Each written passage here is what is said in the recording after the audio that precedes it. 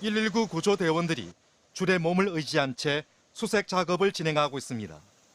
하지만 빠르고 거센 물살에 몸을 가누기도 쉽지 않습니다. 어제 오후 5시 30분쯤 경남 고성군의 한 마을에서 70대 남성이 물에 휩쓸려 실종됐습니다. 이 남성은 실종 하루 만에 사고 지점에서 300m 떨어진 수로에서 숨진 채 발견됐습니다. 경남 합천군 대양면의 한 마을. 허리 높이까지 물이 차올라 구조대원들이 주민들을 보트에 태워 대피시키고 있습니다. 한밤중 갑자기 불어난 물에 마을이 잠긴 주민 40여 명은 복지회관에서 지내고 있습니다.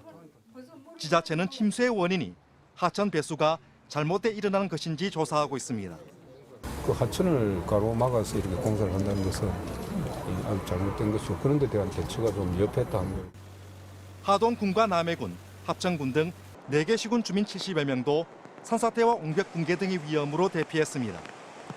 가로수가 쓰러지거나 토사가 유출되는 피해 신고도 69건이 접수됐고 일부 지역에서는 정전 사고가 일어나기도 했습니다. 경남에선 마치 여름철 집중호우 같은 장대비로 남해군 260.6mm, 하동군 234.5mm, 진주시 156.5mm의 강우량을 기록했습니다. 한라산에 900mm가 넘는 기록적인 비가 내린 제주도에서도 어제 하루 항공기 93편이 개랑됐고 피해 신고가 14건 접수됐습니다. MBC 뉴스 선식입니다. 거센 물살에 휩쓸린 교량들이 과자 조각처럼 부러지더니 그대로 둥둥 떠내려갑니다. 방금 전까지 멀쩡하던 집이 뿌리째 뽑혀 쓸려 내려갈 정도의 위력입니다. 빗물과 함께 산비탈에서 쓸려 내려오는 토사 역시 집과 차량을 순식간에 집어삼킵니다. 차량이 쌩쌩 달리던 도로가 막다른 절벽길로 변하는 모습에 운전자들은 망연자실합니다. 브라질 최남단 히우 그란지 두술주에 쏟아진 폭우는 도심 전체를 물바다로 만들었습니다.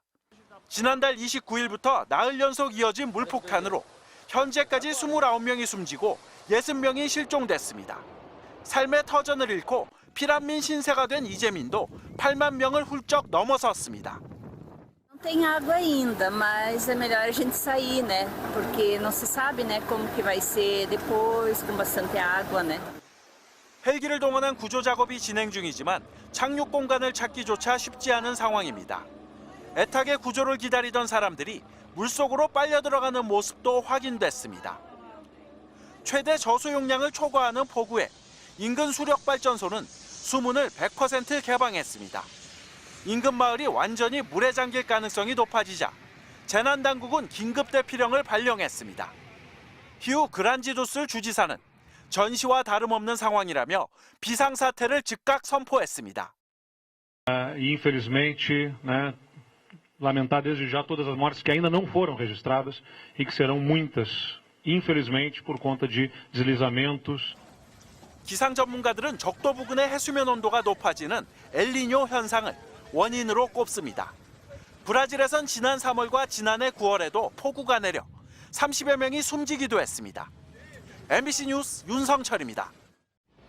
고층 빌딩들이 질비한 두바이 도심을 폭풍과 번개를 동반한 폭우가 집어삼켰습니다. That is not a time lapse. That's just how much lightning is happening. Crazy. 갑작스러운 폭우로 도로가 물바다가 되면서 차량들은 둥둥 떠내려갑니다. 빗물이 턱 밑까지 차오르자 차량을 버리고 탈출에 나서는 운전자들도 속출했습니다. No coming to the me. Water too much. Road. Water too much. 현지 시간 16일 아랍에미리트 두바이에 기록적인 폭우가 쏟아졌습니다. 12시간 동안 100mm에 달하는 비가 내렸는데 1년치 강수량과 맞먹는 수치입니다. 사막 위에 세워진 도시인 두바이에는 폭우 대비 기반 시설이 적어 피해가 더 컸습니다. SNS에는 두바이 국제공항 여객기들이 물에 반쯤 잠긴 채 이동하는 모습이 공개됐습니다. 항공기의 이착륙이 잇따라 취소돼 승객들은 공항에서 발을 동동 굴러야 했습니다. 주요 도로와 지하철역까지 대부분 물에 잠겨 도심 교통도 사실상 마비됐습니다. 참다 못한 이들은 물에 잠긴 도로 위에 보트와 제트스키를 띄워 이동하기도 했습니다. 이번 폭우는 아라비아 반도를 관통해 오만만으로 이동하는 폭풍 전선 때문으로 보입니다. 이로 인해 이웃국가 오만에서도 홍수가 발생해 17명이 숨지는 등 피해가 속출했습니다. 미 워싱턴 포스트는 두바이와 오만 폭우의 원인으로 인간이 초래한 지구온난화를 꼽았습니다. 또 지구촌 곳곳에서 극단적인 가뭄과 폭우가 발생할 가능성이 더 커질 것으로 전망했습니다. MBC 뉴스 윤성철입니다. 어제 오후 3시에 촬영된 중국 광저우시의 모습입니다. 토네이도가 몰고 온 먹구름이 해를 가리자 주변 일대가 칠흑 같은 어둠에 휩싸입니다. 거센 비바람이 송전탑을 뒤흔들면서 거친 불꽃이 사방팔방으로 튑니다. 달리는 차량 안에서 토네이도를 맞닥뜨린 시민들은 공포심을 억누르지 못합니다. 토네이도에 휩쓸린 송전탑에선 화염을 동반한 폭발까지 일어납니다. 토네이도가 몰고 온 기상이변은 이뿐만이 아닙니다. 골프공 크기의 우박이 하늘에서 쏟아지면서 야외 테이블과 의자는 산산조각납니다. 우박 폭탄을 맞은 하천은 끓는 물을 연상시킬 정도로 크게 출렁입니다. 주차된 차량들의 창문과 썬루프는 폭격을 맞은 듯 모두 구멍이 숭숭 뚫렸습니다. 중국 광저우 바이윙구에서 발생한 이번 토네이도는 반경 1.7km에 영향을 미쳤습니다. 이 여파로 주민 5명이 숨지고 33명이 다치는 등 인명피해가 컸습니다. 광저우 일대 밀집한 공장 140여 곳도 피해를 입었습니다. 一些大树啊都被卷倒了，把那个基地的设施啊都给砸了，有一些车又直接被砸报废了。 최근 중국 남부 지역에서는 갖가지 기상이변이 잇따르고 있습니다. 지난 18일부터 닷새 연속 폭우가 쏟아져 강물이 범람하고 마을이 잠기기도 했습니다.